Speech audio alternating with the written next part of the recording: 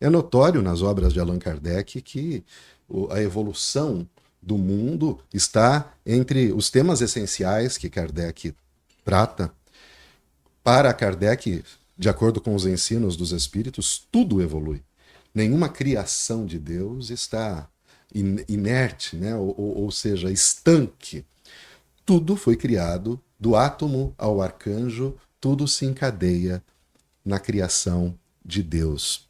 Assim como o nosso mundo. E nós ouvimos na doutrina que o nosso mundo passará da fase de mundo de expiações e provas, que é o grau onde ele se encontra atualmente, para um mundo de regeneração. Um mundo onde o bem predominará sobre o mal, que ainda não será um mundo perfeito, mas será um mundo bem mais leve do que esse que nós conhecemos, em que predomina o orgulho, que predomina o egoísmo, a vaidade, os interesses pessoais sobre os interesses coletivos. No entanto, eu tenho ouvido falar muito nos últimos anos, nas últimas décadas, em publicações que trazem o nome Transição Planetária e outros tantos livros.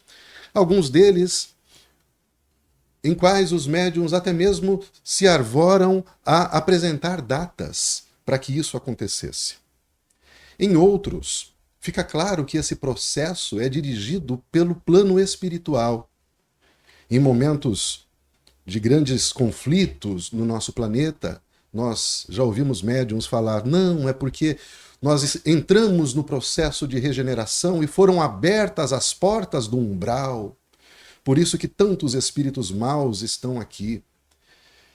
No entanto, isso dá a entender que esse processo de transformação é gerenciado pelo plano espiritual, ou seja, eles dizem quando isso começa.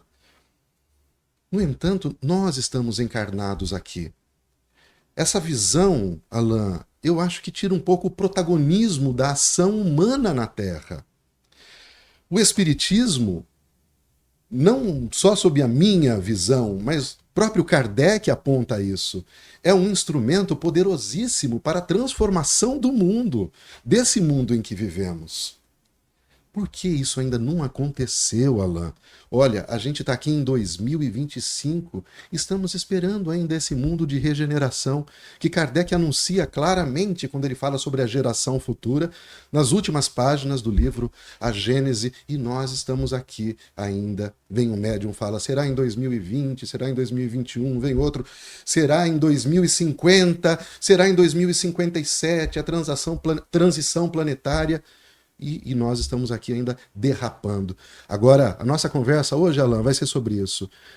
Espírita, você pode mudar o mundo? Dá para mudar o mundo realmente, Alain? Como a gente pode começar a mudar o nosso mundo de verdade? Bom, antes de mais nada, meu amigo, eu acho que todos esses médiums que apontaram a mudança para 2020, 2030, eles estavam certos de alguma maneira, porque não é o mundo que vai mudar para os espíritos, são os espíritos que vão mudar o mundo. Então, essa é uma ordem. Então, pode ser que em 2020 algum espírito já chegou no nível de regeneração. Pode ser. Pode ser que algum espírito em 2025 também já esteja no nível de regeneração. Só que o planeta só será regenerado quando a maior parte dos espíritos aqui encarnados o forem. Então, é uma ordem invertida, é como se esperássemos uma data. Por exemplo, 1º de janeiro de 2025 entraremos no mundo de regeneração. Aí faz uma contagem regressiva, a hora que dá meia-noite, é mundo de regeneração. Ele não se estabelecerá desta maneira. É cada um individualmente, na sua luta diária, na sua transformação, no seu esforço em estar melhor a cada dia, que vai se regenerar. E quando a maior parte regenerado for, nós estaremos num mundo de regeneração.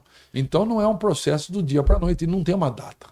Com relação ao ser humano na Terra, Kardec, em O Céu e o Inferno, vai falar sobre a nossa responsabilidade de fazer o bem. E é assustador quando ele coloca, assustador sim, porque nos chama a responsabilidade, que ele nos coloca que nós somos responsáveis não só pelo mal que causamos, mas também, e talvez sobretudo, pelo bem que deixamos de fazer.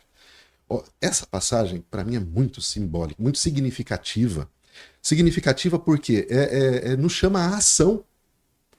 Não adianta a gente se melhorar, tentar cultivar uma paz interior ou fazer brilhar a nossa luz, se a gente não atuar como instrumento dessa luz também para as outras pessoas, ou como instrumento dessa paz para as outras pessoas. Ou seja, nós somos tão responsáveis pelo mal que fazemos quanto pelo bem que deixamos de fazer. Isso, para mim, é muito claro sobre a responsabilidade do espírita na Terra.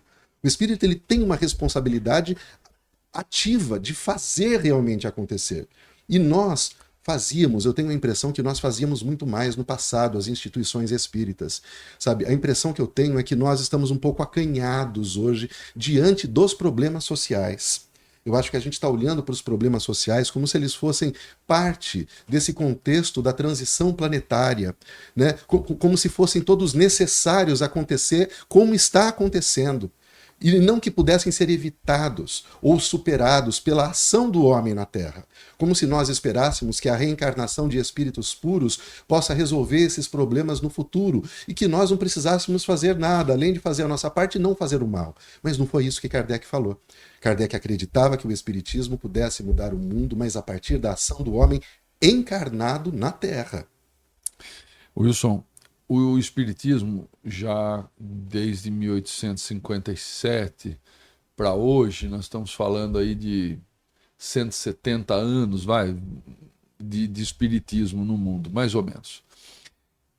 Em 170 anos, nós tivemos algumas gerações de pessoas encarnadas lidando com o Espiritismo.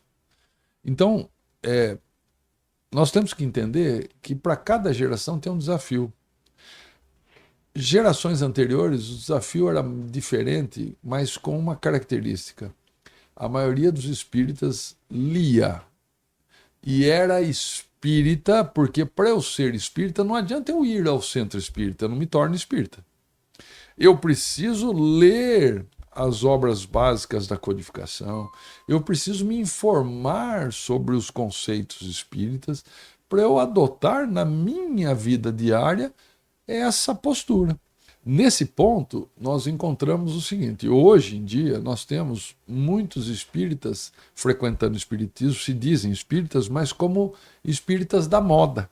Não são espíritas de verdade, são só frequentadores de um centro espírita. Vão atrás da mediunidade, como um seguidor assim dogmático de um líder carismático. E não é isso que o espiritismo nos pede. O espiritismo nos pede conhecimento, estudo, reflexão. Então eu preciso ser espírita para aí eu usar desta condição na ação de transformação do mundo. Então, antes de mais nada, eu preciso absorver o conhecimento espírita, que é o conhecimento do interexistir, é o conhecimento da prevalência do espírito sobre a matéria, é mostrar que o mundo espiritual prevalece sobre o mundo encarnado, é que a minha encarnação é passageira, é tudo que eu tenho nessa encarnação, eu tenho posse temporária, eu vou deixar de ter daqui a pouquinho com o desencarne do meu corpo.